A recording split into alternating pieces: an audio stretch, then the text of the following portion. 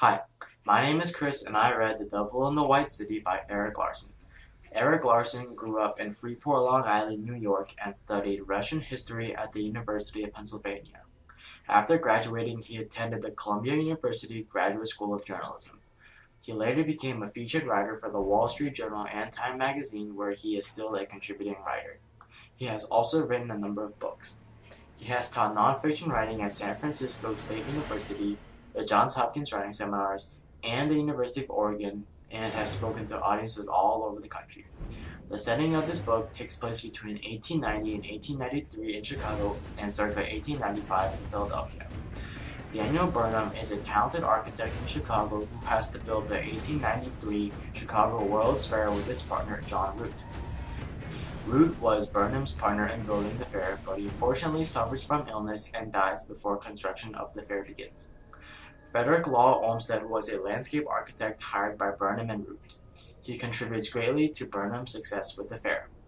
Henry Howard Holmes, or H. Holmes, was a psychopathic doctor, pharmacist, and serial killer who uses his skills of manipulation, charm, and deceit to commit crimes, such as theft, insurance fraud, and murder.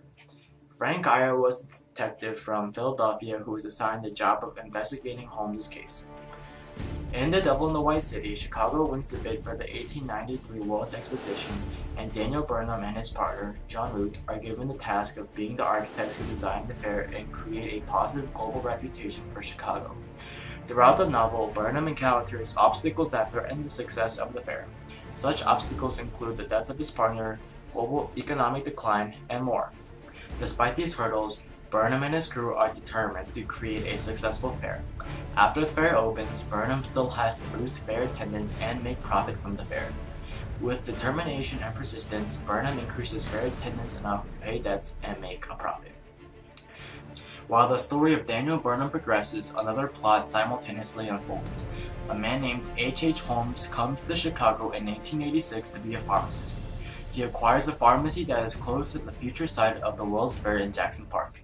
He also buys a lot across the street from the pharmacy and builds a place well suited to his practice of killing people and disposing of their bodies. Once Jackson Park is announced as the site of the fair, Holmes decides to turn his building into the World's Fair Hotel to attract people. During his stay in Chicago, Holmes becomes involved in many crimes such as theft, insurance fraud, and murder. On the verge of being discovered for these illegal activities, Holmes flees Chicago and travels from place to place while Detective Frank Geyer investigates the case. Larson writes in a very straightforward tone. This is most likely because the novel is nonfiction and he wants to stay true to the actual events that took place. The novel gets dark and grim as the description of Holmes and his actions are introduced. As the plot involving Holmes thickens, the book gets more foreboding and the tone begins to darken, which creates a more suspenseful and mysterious mood. Larson's tone in telling the story helps set the scenes very well and contributes greatly to the drama of the story. Larson writes in a way where some of his sentences tend to end in cliffhangers. This is acceptable because the novel involves much suspense. However, he refrains from using much dialogue because the book is nonfiction and from the past. Therefore, he would have had to invent the majority of the dialogue because he was not present at the time the novel takes place. He also gives very vivid descriptions of many aspects which contribute to the imagery in the novel. Furthermore, Larson hints at the theme that where there is good, there is also evil.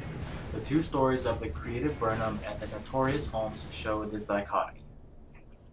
According to an interview with Erik Larson, he wrote The Devil in the White City because he found the story of H. Holmes very compelling. He found it extraordinary that during the time of miraculous creativity while creating the fair, there was also a serial killer of such appetite and industry.